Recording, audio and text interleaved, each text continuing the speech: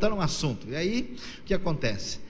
Nós não tivemos mais presença, assim, a não ser com viajantes que vinham aqui de vez em quando, ingleses, alemães, mas com a realidade da casa real portuguesa se aproximando da casa de Habsburgo, né, na Áustria, com a questão da própria Leopoldina, que era de origem austríaca, né, com Dom Pedro I, aí, no processo da história da monarquia do Brasil. Então, essa proximidade fez com que o Brasil tivesse uma ponte muito grande com o grupo de fala alemã, de cultura alemã. Então, os primeiros protestantes que chegam no Brasil para morar são alemães e suíços, que vão para Nova Friburgo em torno de 1820. E a Constituição de 1824, né, já agora o Brasil independente, dava liberdade de culto religioso separado, né, para grupos. A pessoa não podia construir templo, não podia fazer proselitismo, mas podia fazer a sua própria reunião particular nas suas casas. E aí então começa a abrir um cenário, né, liberdade religiosa para os imigrantes alemães que vão começar a chegar em quantidade logo, e os ingleses e outros estrangeiros que vêm morar para cá. E aí nós tivemos uma grande imigração de alemães, tivemos imigração de americanos para o estado de São Paulo, que fundaram a cidade americana, onde fundaram a primeira igreja batista voltada para o público de fala inglesa no Brasil, né? E aí as igrejas começam a crescer, mas vamos dizer, só a partir de 1850 é que começam a chegar presbiterianos, congregacionais, metodistas e os batistas, que oficialmente se estabelecem mesmo aí em 1882 para a realidade brasileira. Então esse é o cenário. O pentecostalismo só vai surgir depois de 1900. Ele surge inicialmente na América do Norte. O movimento surge em 1901, na verdade na virada do ano, e em 1910 chegam dois movimentos ao Brasil, dois suecos, Gunnar Wingren e Daniel Berg. São suecos que moravam na América do Norte, e eles vêm para Belém do Pará e dão início, se envolvem com a igreja batista local e dão início a uma controvérsia, uma divisão, e aí surge a primeira pentecostal brasileira, chamada Celina de Albuquerque, e dá-se início à Assembleia de Deus no Brasil. Ao mesmo tempo, outra pessoa que veio dos Estados Unidos, mas esse era italiano, chamado Luigi Francescon, ele vai para São Paulo, Paraná, e funda a Congregação Cristã no Brasil. Aí nasce o pentecostalismo no final de 1910 no Brasil, e essas igrejas pentecostais, especialmente a Assembleia de Deus, né, mas também de certa forma a Congregação Cristã, se mantém como padrão de igrejas brasileiras normal. Aí esse grupo cresce muito. São duas igrejas que não querem saber de estudar, né? A letra mata, o espírito vivifica, nada de estudar, atrapalha. E elas se desenvolvem bastante nas classes mais simples da população. São igrejas voltadas muito para falar em línguas, profetizar, a interpretação de línguas. Elas têm uma concentração em algumas áreas de interesse, e especialmente a Assembleia de Deus valorizou muito os leigos e partiu para uma evangelização intensa. Por isso que a igreja cresceu tanto. E não muda muita coisa até 1950. 1950 para cá começam a chegar novos grupos, que a gente chama de pentecostalismo de cura divina. Esse pentecostalismo de cura divina tem início com grupos como a Igreja do Evangelho Quadrangular, a Igreja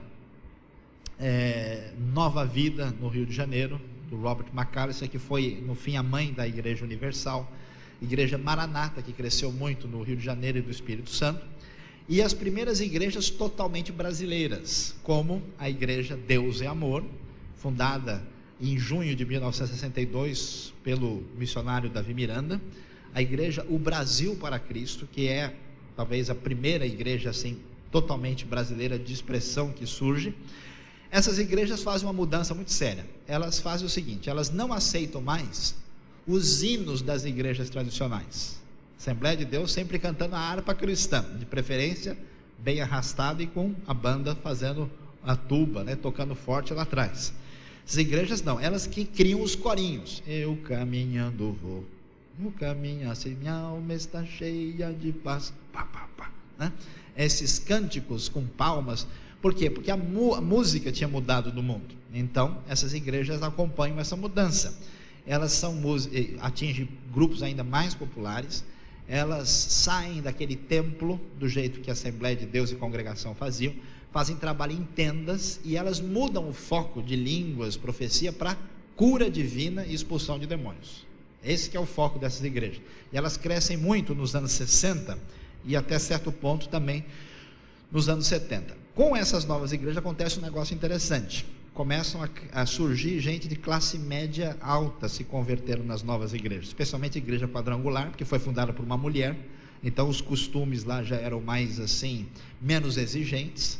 A igreja Nova Vida, que foi voltada para classes mais altas, e aí é que começa uma interferência nas igrejas tradicionais. Nos anos 60 e 70, várias denominações tradicionais se tornaram renovadas, né? Então, igreja batista renovada, nacional, presbiteriana, metodista, todas elas passaram por movimentos, surgiram muitos grupos novos. E a partir daí há uma fragmentação do pentecostalismo e do protestantismo brasileiro. E tudo até agora está funcionando de uma forma que todo mundo se considera basicamente evangélico, todo mundo entende que o centro da realidade é pregar a salvação, que as pessoas têm que se converter. Tem seus problemas e exageros aqui, mas o foco é muito semelhante. No final da década de 70 vai surgir o neopentecostalismo. Aí a coisa muda. Igrejas do tipo da Igreja Universal do Reino de Deus, a Igreja Internacional da Graça, elas vão fazer uma ruptura tão forte que hoje é uma coisa interessante.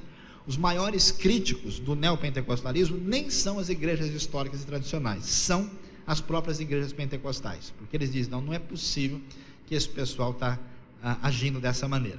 Então, no fim da década de 70 e começo dos anos 80, ocorreu uma grande mudança nessas igrejas pentecostais. Surgem novos grupos. As principais igrejas desse perfil, a Igreja Universal do Reino de Deus, Internacional da Graça, a Igreja Renascer em Cristo, mesmo que seja voltada para um público diferente, a teologia muito semelhante, Igreja Palavra da Fé e outros grupos, né? Há certas características básicas que definem a nova tendência triunfalista que é conhecida como neopentecostalismo. E alguém vai perguntar, pastor, o senhor está mudando as coisas, o senhor não ia falar sobre teologia? Que história é essa de falar sobre o neopentecostalismo? Pois preste atenção.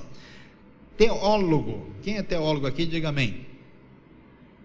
Alguns ainda, todo mundo é teólogo, não tem jeito. Se você falou Deus é bom, você já fez uma declaração teológica. Se você pensa sobre Deus de alguma maneira, você está teologizando. O problema não é se a gente é teólogo, o problema é se a gente é teólogo direito, é se a gente faz teologia com responsabilidade e com organização. Então existe uma teologia organizada, sistemática, elaborada, direitinho, mas independentemente disso, existe uma teologia popular, né? O que é que as pessoas pensam sobre Deus? Como é que elas enxergam isso? Então, no fundo, todo mundo tem um livro de teologia dentro da cabeça. Precisa saber se o livro está bem organizado, coerente, ajustado ou não. Então, vamos ver como é que essa teologia popular do neopentecostalismo, que não foi exatamente escrita e organizada, mas que é constatada, deve ser entendida. A primeira coisa que marca o neopentecostalismo é a chamada teologia da prosperidade. O que é a teologia da prosperidade? Na verdade, o protestantismo histórico já tinha dito que Deus abençoa aquelas pessoas que estão em aliança com Ele, e que essa bênção ela é ampla e atinge também a área social e econômica, né? Todo mundo já ouviu falar das relações entre, né, capitalismo e protestantismo, análise de Max Weber. Por quê? É uma coisa óbvia. Se alguém está com a vida toda complicada, e essa pessoa se converte, e ele deixa de fazer farra, né, deixa de encher a cara, começa a ser útil, é natural que ele se desenvolva e cresça na vida, porque ele, né, não vai ser mandado embora do emprego como ele era antes.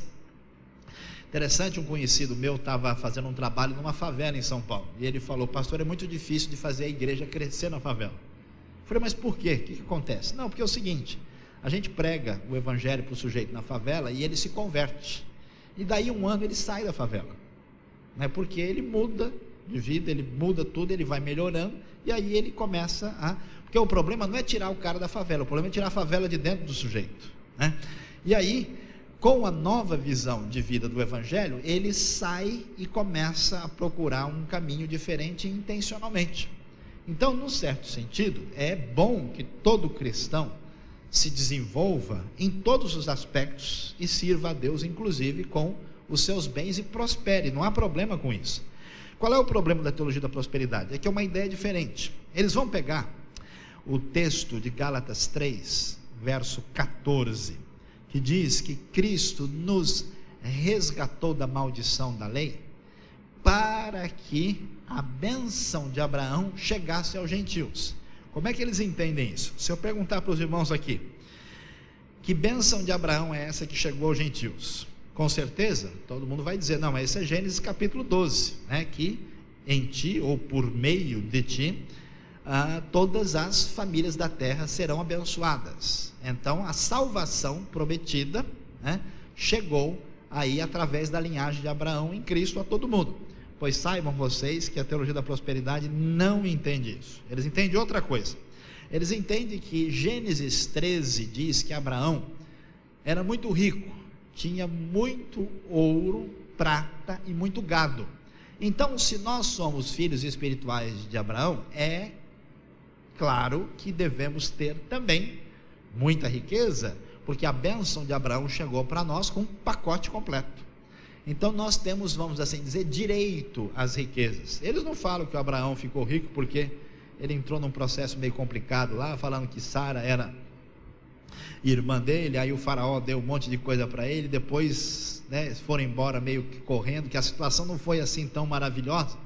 Então eles dizem que Deus prometeu riquezas para todo mundo, e portanto você é obrigado a ser uma pessoa próspera. Se você não for próspero, só tem duas razões: ou é porque a pessoa está em pecado, ou porque a pessoa não tem fé e não se apropria da bênção. É uma espécie de baú da felicidade espiritual. Né? Todo mundo tem direito às riquezas. Qual é o problema dessa ideia? É um só: é que ela não é verdade. Só esse é o problema. Por que que não é verdade? Porque a Bíblia não diz em lugar nenhum que todos os cristãos vão ser pessoas com posses materiais. Na verdade, ter posses materiais não é nem bom nem ruim, porque na verdade nada é seu, até você não é seu, você é alheio, você pertence a Deus. Então a teologia correta de posses materiais na Bíblia é que tudo pertence a Deus. Do Senhor é a terra, né? o mar e todos, a terra sua plenitude, o mundo e os que nele habitam. Nada pertence a nós. Nós somos apenas zeladores. Nós tomamos conta do que Deus permite que a gente tenha, né? E somos mordomos disso até o dia que a gente vai embora. Vamos deixar tudo aqui, né? Portanto, uma pessoa que tem maturidade e tem cabeça, se tiver muita coisa para administrar, é bom. Ele pode fazer muita coisa até para o reino de Deus. Se ele tiver cabeça fora do lugar, é bom que ele não prospere, porque ele só vai fazer bobagem. Tem gente, né, que, por exemplo, precisa passar por certas dificuldades para aprender a andar com Deus, e Deus, de propósito, não permite que a pessoa tenha muitos recursos, porque isso é benéfico para a própria pessoa. Então, na verdade, essa prosperidade é muito relativa, e o Evangelho vai dizer que muita gente que serviu a Deus eram pessoas que passaram por dificuldades. O Novo Testamento está cheio disso, né? João Batista, por exemplo, tinha uma dieta maravilhosa, né? Vamos fazer aqui um dia a bênção de João Batista. Todo mundo que quiser receber a unção vai comer um gafanhoto evangélico aí, bem convertido, né, com mel silvestre, para ver se o pessoal gosta da ideia. Brincadeira, claro, né? Então, o que acontece? João Batista não era uma pessoa rica. Os apóstolos de Jesus, você imagina, né, Pedro falando, né, com o Tiago: e aí, nós vamos de BMW ou vamos de Audi? Vamos pegar um Camelo W, né? Como é que nós vamos hoje, né? Como é que, não existe essa ideia, né? Os discípulos viviam com recursos limitados, eles foram presos e eles não tinham esse foco. Portanto, a teologia da prosperidade na verdade é uma associação com a mentalidade consumista e capitalista de hoje, que gente abençoada é gente que tem muito dinheiro e que isso é o que importa na vida. Jesus diz que a felicidade de uma pessoa não depende dos bens que ele possui. A gente descobre isso quando vai para a Suíça, por exemplo, um dos países com maior renda per capita do mundo, quase ninguém feliz. Estão discutindo lá como é que se a pessoa se matar, quem é que paga a conta? Se é a família ou é o governo? Essa é a discussão do país. Veja a loucura. Alguém disse: pastor, qual é a diferença do primeiro mundo e do terceiro mundo? No terceiro mundo as pessoas matam umas às outras, no primeiro mundo eles se matam a si mesmos. Não tem sentido para a vida, é uma loucura. Teologia da prosperidade. Segunda coisa, simplificação teológica. Todo mal vem do diabo. Qualquer coisa que acontece na vida do sujeito, ele fala: não foi o diabo, não foi um Exu. Fiquei tão impressionado, um dia uma pessoa me ligou dizendo que estava com um problema. Eu falei: o que houve? Não, é porque eu tenho uma Bíblia e a minha Bíblia está imacumbada. Eu falei: nunca ouvi falar disso. Estou com vários problemas na minha vida, deu tudo errado, e que fizeram um trabalho nessa Bíblia e a Bíblia está imacumbada. Eu não sabia nem o que responder. Eu falei: então faz o seguinte, vamos trocar de Bíblia, você me dá a sua, aí eu dou a minha, porque a minha está bem abençoada, não tem problema nenhum, né? Você leva e eu fico com a sua e não tem problema, porque não vai me atingir essa situação que você está preocupado. Eu fiquei muito impressionado. As pessoas chegam num ponto de entrar numa espécie de fanatismo que qualquer coisa é atribuída a uma ação demoníaca e diabólica direta. É verdade que existem demônios, é verdade que existem pessoas possessas, eu já lidei com várias delas inclusive, é verdade que existem pessoas debaixo de opressão espiritual, mas isso não pode ser confundido com problemas psicológicos, com problemas psiquiátricos, com outras questões, né? Nunca me esqueço de um rapaz que chegou para mim numa situação muito difícil, falou: pastor, me ajuda aí porque Satanás está tentando me matar. Eu falei: é mesmo? O que aconteceu? Não, olha, eu estou sentindo um aperto aqui, um negócio, um mal-estar, eu estou quase caindo, eu estou tonto. Eu falei: então vamos aqui, vamos orar, porque pode ser realmente um problema espiritual. Eu cheguei, botei lá no gabinete, orei com ele: Senhor, tem misericórdia, se tem alguma coisa que não vem de Ti na vida desse moço, saia da vida dele em nome de Jesus, abençoa. Nada, o homem normal está ali. Vamos orar mais uma vez. E eu perguntando tal. Aí eu cheguei para ele e fiz a grande pergunta maravilhosa: escuta, você já comeu hoje? Eram 11 horas da manhã, você já tomou café? Ele, não. Ele era de uma comunidade muito simples, sem recursos. Então vem cá. Aí eu arrumei lá um poderoso café com leite, pão com manteiga, né, o pingado. Ele comeu e eu falei: e agora? Não, agora eu estou bom, né? Então o suposto demônio saiu com café com leite e pão com manteiga. No caso dele não era. Já enfrentei casos de pessoas que de fato, né, nós fomos na casa de uma senhora uma vez, uma cidade ali próxima a São Paulo. Chegamos na casa da mulher, ela olhou para nós: o que estão fazendo aqui? Eu odeio vocês, eu tenho vontade de pegar esse livro aí e rasgar. Falei: não tenho dúvida quem é que está promovendo isso. Aí nós fizemos uma oração simples, oração batista, assim, baixinha, né? Então a mulher, puf no chão, caiu, estava envolvida com culto, estava aparecendo o pai dela que tinha morrido, tanta coisa, o marido, os dois se converteram, tão firmes no evangelho. Uma pessoa na época que viu se converteu, hoje é pastor. Então é uma realidade, mas a gente não pode ter esse fanatismo que qualquer coisa é o diabo. O sujeito está andando na rua, tropeçou, está amarrado. Não, está desamarrado o sapato, por isso que ele tropeçou e o negócio deu, né? Às vezes o fanatismo é tão grande que um dia um desses o sujeito virou mim: pastor, me diz aí, a televisão é do diabo ou não é? Aí eu respondi: se ele comprou e pagou é dele, senão vai ter problemas com o Procon, vai ter que resolver essas coisas direito, né? Porque não tem sentido. O problema do neopentecostalismo é reduzir todas as coisas ao diabo. Eu vi até um caso engraçado de uma pessoa falando numa espécie de testemunho desses, dizendo assim que não sabia ler porque tinha o demônio da burrice, e que depois que tiraram o demônio da burrice, a pessoa começou a ler. Pelo jeito do testemunho não tinha saído tudo não, ainda tinha sobrado muito do tal demônio, porque a pessoa parece que estava com a cabeça bem confusa. Meus irmãos, a gente dá risada, mas é muitas vezes triste. Terceira coisa que marca o neopentecostalismo: busca de experiências extraordinárias. O que quer dizer isso? Lembra da pós-modernidade? A pós-modernidade é marcada por busca de experiência intensa.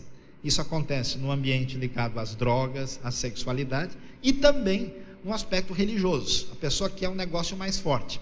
As igrejas pentecostais antigas, elas estavam satisfeitas se a pessoa falasse em línguas e máximo profetizasse. As igrejas desse novo contexto, nada disso. A pessoa quer uma experiência intensa. Então, hoje em dia, já surgiram coisas assim muito estranhas, né? Como o dom da lagartixa. A pessoa prende na parede e não consegue soltar de lá.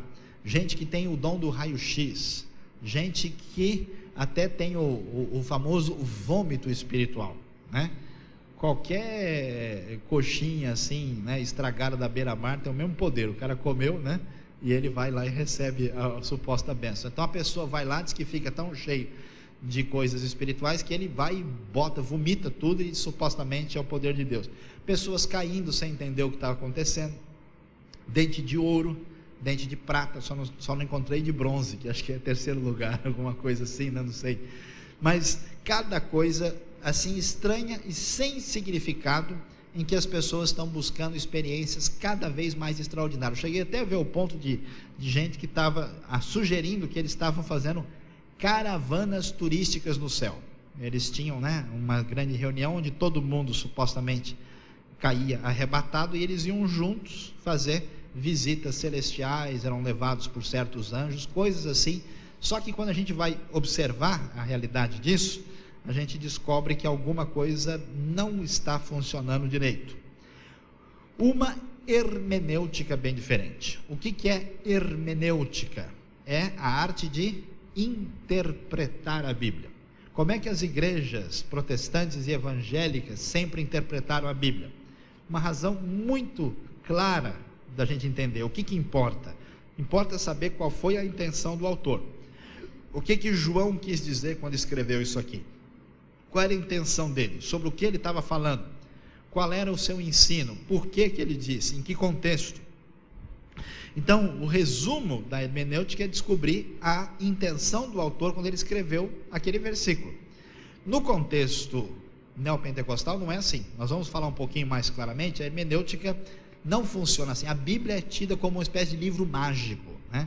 Onde a pessoa repete o que está escrito sem entender contexto, nada disso, e muita interpretação alegórica, né, que, explicando isso mais claramente, é um verdadeiro viajar na maionese. A pessoa lê o texto e fala uma coisa que não tem nada a ver. Confissão positiva. O que é a confissão positiva? É a ideia de que você falando as coisas acontecem. Uma espécie de neurolinguística espiritual. Então a ideia é o seguinte: olha, Deus nos deu, né, uma capacidade de termos fé, e com essa expressão de fé, tudo o que você falar e pedir em nome de Jesus, isso vai ter que acontecer. Esses dias eu tive um problema lá em São Paulo, que eu ia pregar numa região distante, a cidade é muito grande, eu estava indo para o extremo lá da Zona Norte, e nós pegamos a marginal e houve um problema de um caminhão que quebrou e a marginal ficou parada. Então nós entramos em contato com a pessoa que estava esperando, e o sujeito então, né, atendeu e disse: olha, irmão, nós temos um problema, o caminhão está quebrado, então o irmão vá preparando aí alguma coisa para o começo do culto, porque até onde a gente pode ver, não dá para chegar aqui na hora, porque a coisa está complicada, né?